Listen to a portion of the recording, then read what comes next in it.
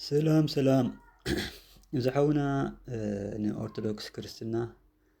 عاب خسي كسيسلو تخسخ أني أرثوذكس كريستيان ناب عدنا ناب إيرتران ناب إثيوبيان بقفعي آتيو سبات النقاتل النحارده الناس هاي يناب عدنا آتيو إذا تاريخ زجن حابي أمو توم نجستا تصوم سبربها إذا تاريخ زي سلز حاوه ولا حد زفلت يلن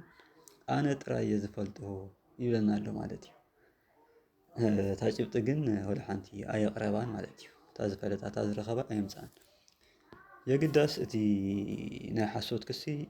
كم زخونة بتحق أني مرتع خان إحنا نتي كسي كنفرسو سلز جبانا تا كسي تحق أني تاريخ بخمن كريستنا ناب إيرترا إثيوبيا أنا من رح وش حمزة أتوه هنريو مالتي كريستنا نابعدنا زأتولو برابعي كفل زمن أفت مجمرة رابعي كفل زمن نقص إذانا نقيسولو أبزنا برا جزئي نسخاني كابليبانوس فري مناطوس زبهال سب هسان كوينو كبابي عسرتات عدم كوينو نسكال أي حون مسكلت عبيتي سوتن ببحري ننقدي نزخون نقرات ناتزاور أبكا وقيح بحر مسوسحو نخعرف لهم أب نابودو أدريس مستسقعو أو أقاتامي شفاتو رخيوامهم نتوم عبيت قتيلهم مالتهم بدحري نتوم كلت هسانات حيزون كاني نابتي نأخصم بيتنا نقصو وسيلهم نتنقو ساركي وامو از جزء إذن كلت هسانات أب أخصم يوم حبيهم ليبانوساوያን እዮም ክርስቲያን እዮም ትምህርቲ ክርስትና ይፈልጡ እዮም ጽቡቕ ገይሮም ኣብ ኣኽሱም እዮም ዓብዮም ስለዚ ኣብ ኣኽሱም ዓበዩ ኣብ መወዳእታ እቲ ትምህርቲ ኣብኡ ኣብቲ ቤተ መንግስቲ ነቶም ምስኦም ዝዓበዩ ናይ ነገስታት ቤተሰብ እናምሃሩ ምስ ዓበዩ ኣብ መወዳእታ እቲ ንጉስ ኢዛና እሱ ኣብ ዝነገሰሉ ግዜ ነቲ ፍሬምናጦስ ናብ ግብጽ ኸይዱ ጳጳስ ኮይኑ ክርስቲያን ናይ ዓዲ ኣኽሱም ክኸውን ሓቲትዎ ማለት እዩ ከምቲ ተሓሰሶ መሰረት ከዓኒ ናብ ግብጽ ኸይዱ ኣብቲ ሽዑ ዝነበረ ቅዱስ ኣትናቴዎስ ዝበሃል ፓትርያርክ እቲ ናይቲ ዓድና ኩነታት ምስ ሓበሮ ጳጳስ ገይሩ ናብ ኣኽሱም ናብ ንጉስ ኢዛና ልኢኽዎ ማለት እዩ ስለዚ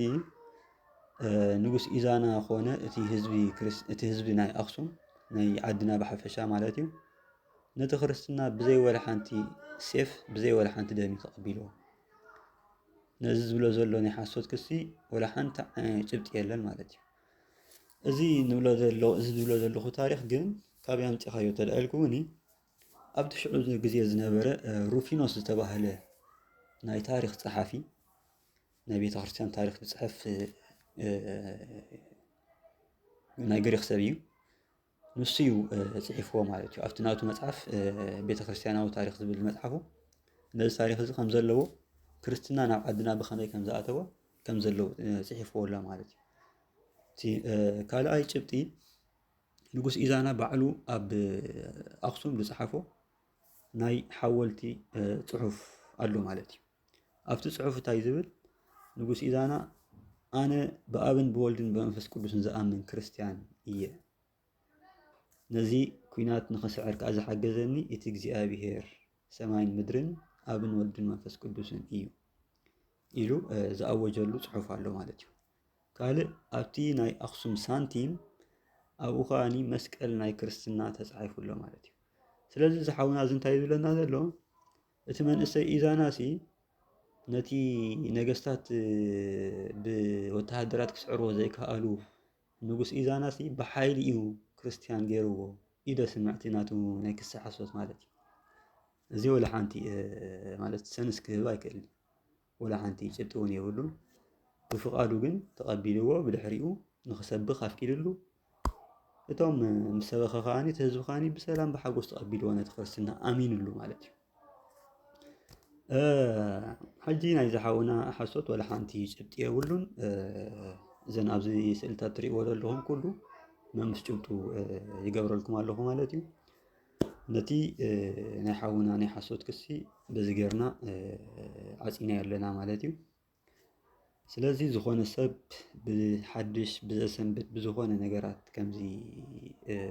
ኣነ ፈሊጠ ተሓቢኡ ነይሩ ገለ መለ ዝብል ክስንብድ የብሉ እቲ ሓቀኛ ታሪክ ናይ ቤተክርስትያን እቲ ሓቀኛ ታሪክ ናይ ክርስትና ክፈልጥ ጥራይ እዩ ዘለዎ ቴንኪዩ ኣሕዋት